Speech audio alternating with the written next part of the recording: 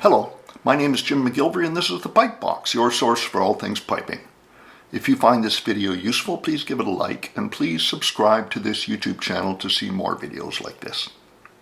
We're going to go over a tune today, and you can print the music out for this tune by going back to the description of this video on my YouTube channel, where you will see a link to a PDF. Today I would like to do with you a competition march. 4 parts in 2/4 time, of course. The tune is called the Taking of Beaumont Hamel. It's an intermediate level march. It's not particularly difficult as competition marches go. So if you're an intermediate level player with maybe 1 or 2 4-parted marches under your belt, this might be a good one to address next. The tune was written by Pipe Major John McLellan of Dunoon. He is known as John McLellan of Dunoon to distinguish him from Captain John McLellan of Edinburgh Castle, who lived about a generation later. John McLellan of Dunoon wrote such classics as The Road to the Isles, The Bloody Fields of Flanders, South Hall, Lochenside, and many more. He ranks right up there with the likes of Donald MacLeod, G.S. McLennan, Willie Ross, and Donald Shaw Ramsay as one of our greatest composers. The Battle of Beaumont Hamel took place on the very first day of the Battle of the Somme in France during World War I. July 1st, 1916 was the day of the battle. It's most remembered for the devastating losses suffered by the Newfoundland Regiment, part of the British 29th Division. The village of Beaumont Hamel was heavily fortified by German forces. The Allied attack began at 7:30 a.m. and within minutes, hundreds of Newfoundlanders were killed or wounded under very heavy machine gun fire. It was one of the worst military disasters in British history. The town would finally be recaptured some months later, and the scene is now a historic site with a beautiful stag monument overlooking the scene. That's a little bit about this terrible battle. Let's look at the tune that commemorates it now, and let's begin by listening to the whole of the Taking of Beaumont Hamel, played on a Dagger electronic chanter.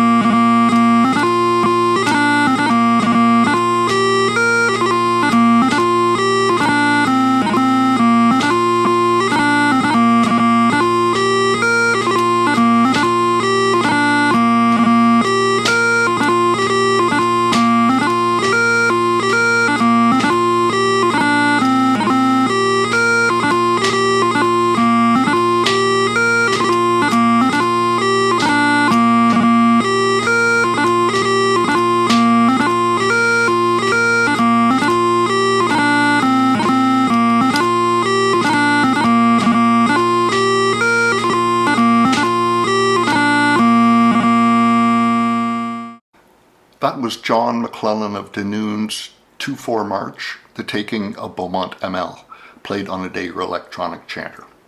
As you can hear, it's quite a melodic tune, melody being John McLellan's forte. Let's have a quick look now at the whole score for the tune. As you can see in the first three parts shown here, it's not a particularly dense tune in terms of technique.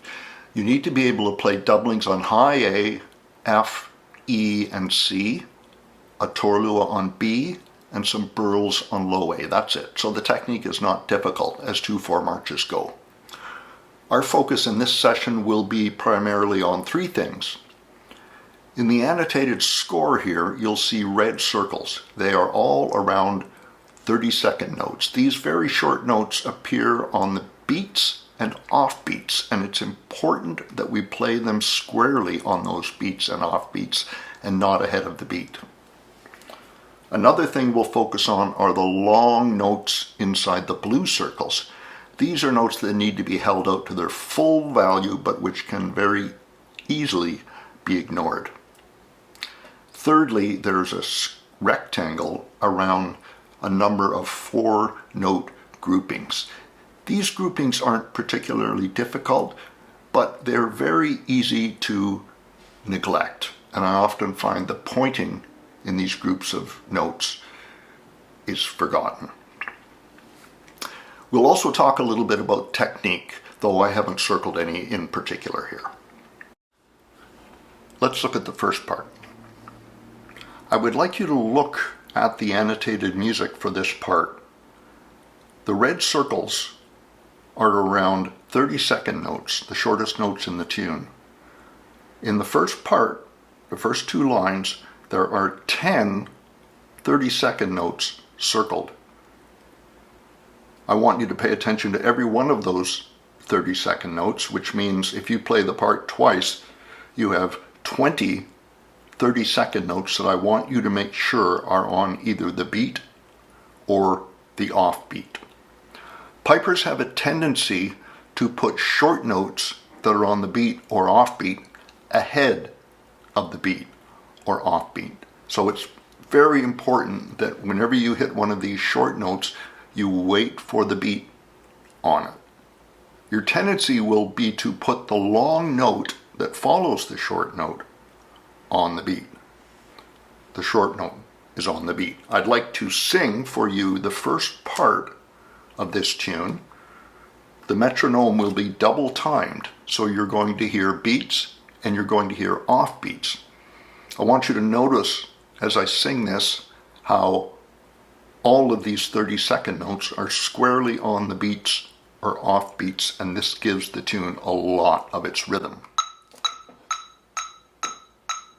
Dum-pa-ducky dum-pa-dee, huck'em, huck'em, huddy, dum-pa-dick-a-dee, humpa-ducky dum-pa-dee, dum-bum, dum-pa-ducky dum-pa-dee, huck'em, huck'em, huddy, hum-pa-dick-a-dee, humpa-dee, up-a-dee, dum-bum, dum-pa-ducky dum-pa-dee, huck'em, huck'em, buddy, dum-pa-dick-a-dee, humpa-ducky dum-pa-dee, dum-bum, dum-pa-ducky dum-pa-dee, huck'em, huck'em, buddy, dum-pa-dick-a-dee, humpa-dee, up-a-dee, hump-dum.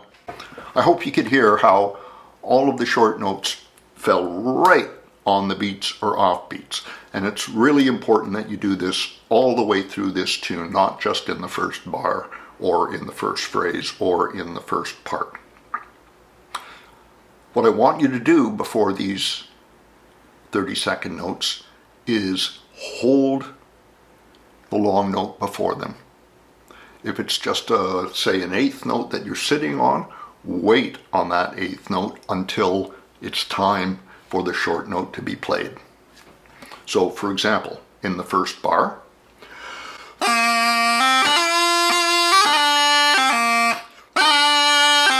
you'll notice that that C is circled in blue.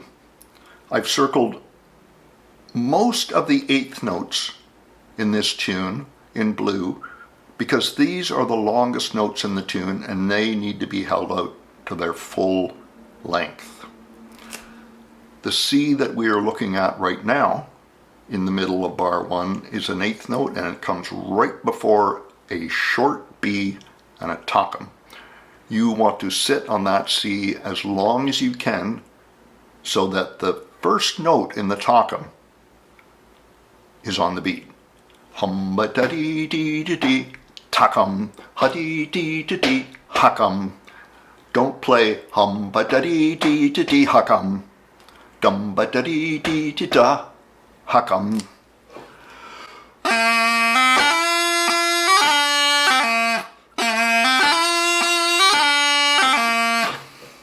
That applies to all marches, 2/4 marches.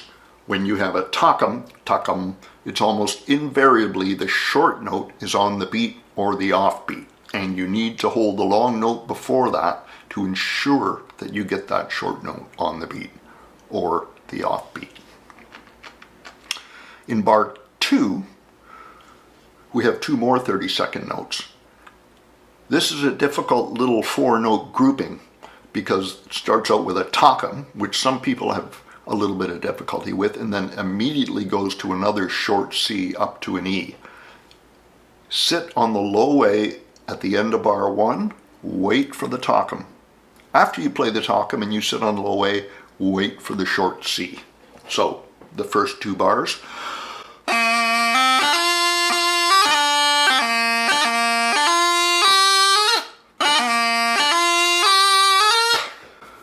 Waiting for short notes is really crucial. At the end of bar 2 is a very simple little run of 4 notes. Da-ba-dee, da-ba-dee. I put a blue box around them indicating that you need not be lazy with these 4 notes just because they don't have any technique on them. It's easy to slough over these 4 notes and not play them with much pointing. You want to point the F and you want to point the high A. So the first 2 bars.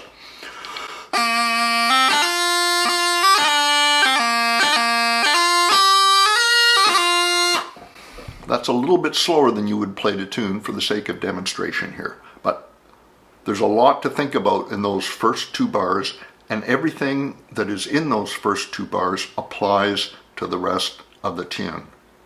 It's a good idea to take the tune slower than you might normally play it on the chanter to make sure that you're doing these things. Some of them may require a little bit of thought, especially if you've been doing things incorrectly in the past. In bar 3, we see a circled E in blue. It's an 8th note, and we want to push that 8th note out to its full value. Following that is a short C with a circle around it. So it's on the beat. Make sure you hold the low A before it a little bit so you can get that short C on the beat. So if we look at bar 2 and bar 3,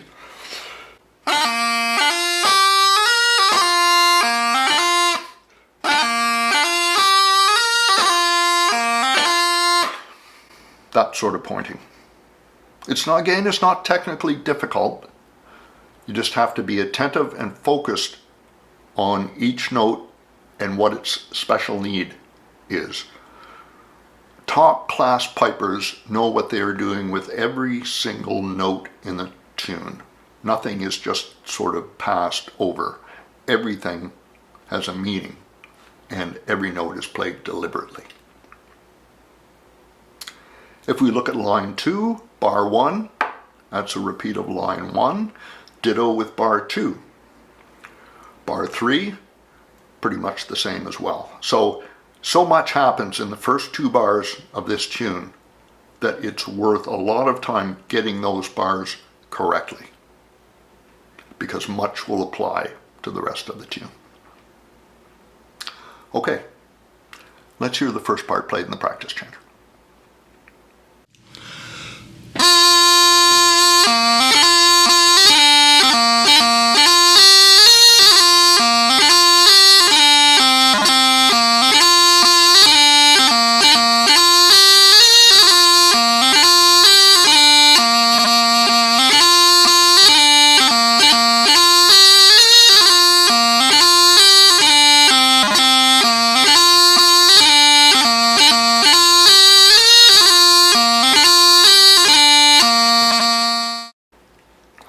Looking at the second part, there's only one bar that we need to look at, and that's the first bar and the fifth bar. The rest of the bars in this part we've done in the first part. In bar 1, the eighth notes really come to the fore. I've mentioned a couple of times that we're going to hold eighth notes, the circled eighth notes in particular, to their full value and not rush off them to the next note. This is a great example here at the start of the second part. Dum-ba-dee, oh-ba-dee, um-ba-da-dum-ba-dee, dum-ba-dee, oh-ba-dee, oh-ba-dee, um-ba-da-dum-ba-dee. Watch you don't go and rush through. Hold the two eighth notes. Now, bar 2 in this part begins with a tockum, just as bar 2 in the first part begins with a tockum, but you get to that tockum off a low A dotted 16th note right at the end of bar 1.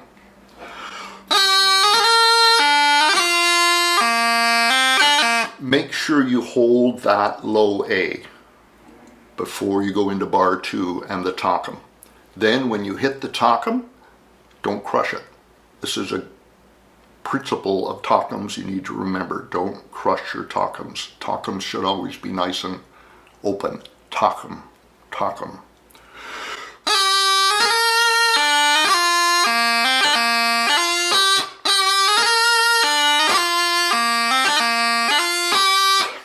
That's what you're trying to do with the second part.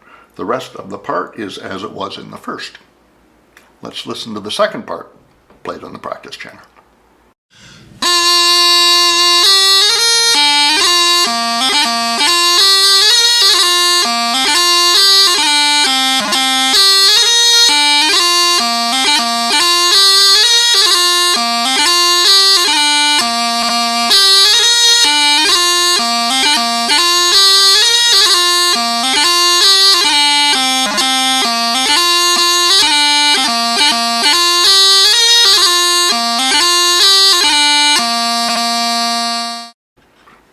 In the third part, we really need to address only the first phrase, because that's the only thing new in the part. If we look at bar 1, right at the end of bar 1, we see a C 32nd note circled. It's a tockum. At the front of that 4-note grouping is a dotted C 16th note. You're going to hold that note as long as you can. But you're also going to keep the short B and the short C open and audible, like this.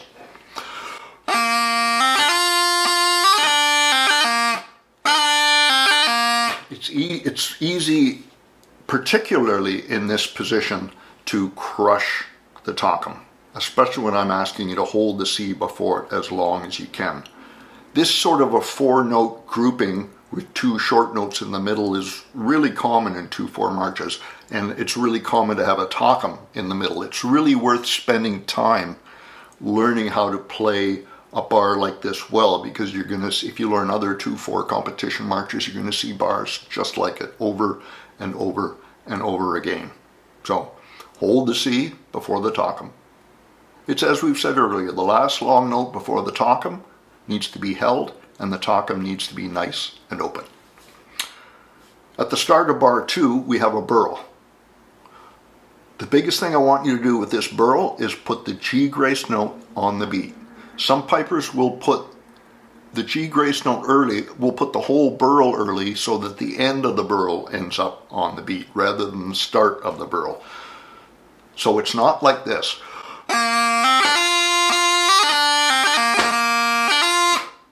Wait for the burl. And then hold the note after the burl because you've got a C 32nd note right after it.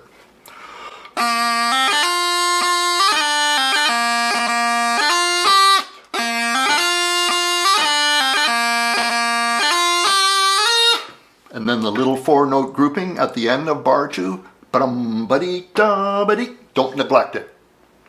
Hold the F and hold the high A.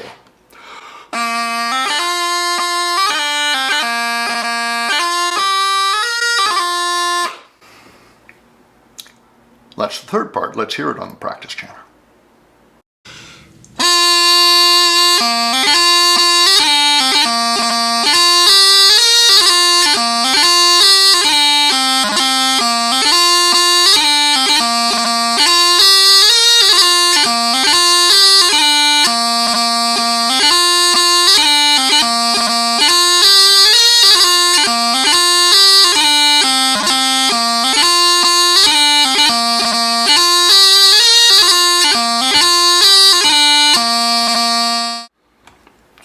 The fourth part is perhaps the most challenging part in the tune, because there's a lot of flipping back and forth between top hand and bottom hand, so there's a few technical challenges here.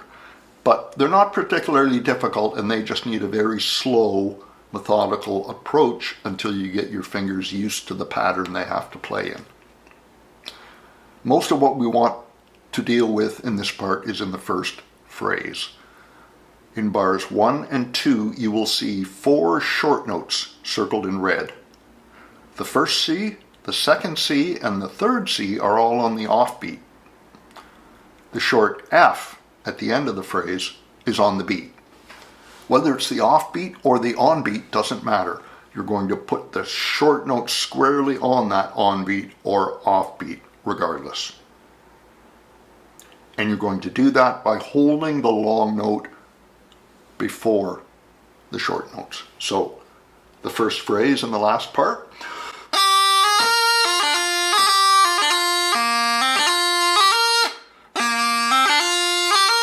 Waiting for all the short notes.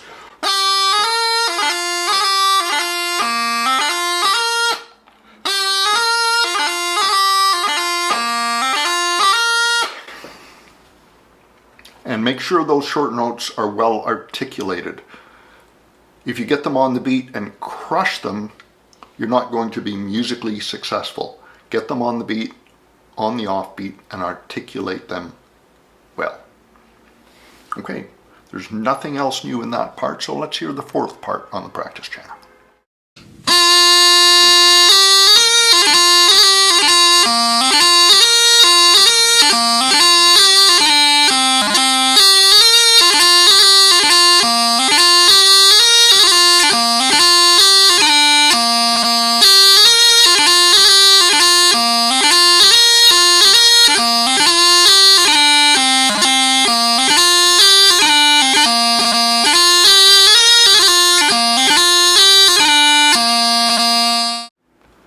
The tempo of this tune will depend to some extent on your level as a player. The Dagger recording I played earlier was at around 67 beats per minute. 66 to 70 beats per minute is optimum tempo for 2/4 marches. If you're in a lower grade, an intermediate level player, or just getting used to playing 2/4 marches, you want to take this tune as slowly as you need to in order to play it well, no matter how slowly that is. Once you get to the point where you're playing it on your pipes and perhaps for public performance, try to keep it a tempo that's above 58 or 60 beats per minute if you can. Competition 2/4 marches are a little bit like a high school project. It's going to take some time, and you might need some help along the way. Be patient and address technique you have trouble with as a little sub-project, something you need to work on while you're memorizing the tune. In other videos, I have stressed how beneficial it can be to sing the tune, and even more beneficial to sing it with a metronome. So often when we learn pipe tunes, we put the music in front of us and we play it note by note, and we learn the tune up through our fingers. And our fingers are not particularly well qualified to play the tune well. Yet we put them in charge when we first learn the tune. I'm a great believer that while you're figuring out what note comes next on your fingers, you're singing the melody in your head, hopefully to a metronome, so that your musical mind gets wrapped around the tune while your fingers are getting wrapped around the tune. Ultimately, you want your musical mind in charge of your fingers, not the other way around. Okay, that's it for the Taking of Beaumont Hamel.